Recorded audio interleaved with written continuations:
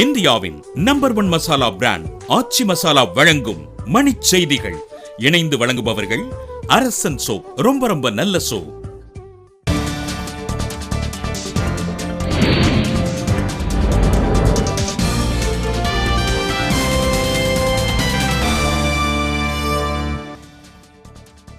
தமிழக காங்கிரஸ் தலைவர் EVKS இளங்கோவனின் பதவி விலகல் கடிதத்தை ஏற்றார் சோனியா காந்தி. இளம்பெண் சுவாதி உயிரிழந்த இடத்தில் மென்பொருள் நிறுவன ஊழியர்கள் மெழுகுவர்த்தி ஏந்தி அஞ்சலி. பாஜக ஆட்சியில் பாதுகாப்புத்துறையின் இறக்குமதி 10 விழுக்காடு குறைந்திருப்பதாக மனோகர் பாரிக்கர் தகவல். மேச்சேரி அருகே உணவக உரிமையாளரின் மனைவியை தாக்கி 8 பவுன் சங்கிலி பறிப்பு, மர்ம நபருக்கு வலைவீச்சு.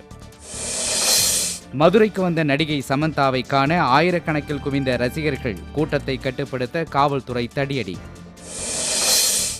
சாத்தூர் அருகே அனுமதியின்றி வீட்டில் வெடித்திரி தயாரிக்கும் போது விபத்து, 3 வயது பெண் குழந்தை பலி. குமரி அருகே இலங்கை தமிழர்களை ஆஸ்திரேலியா அழைத்து செல்வதாக ஏமாற்றிய விசைப்படகு உரிமையாளருக்கு வலைவீச்சு.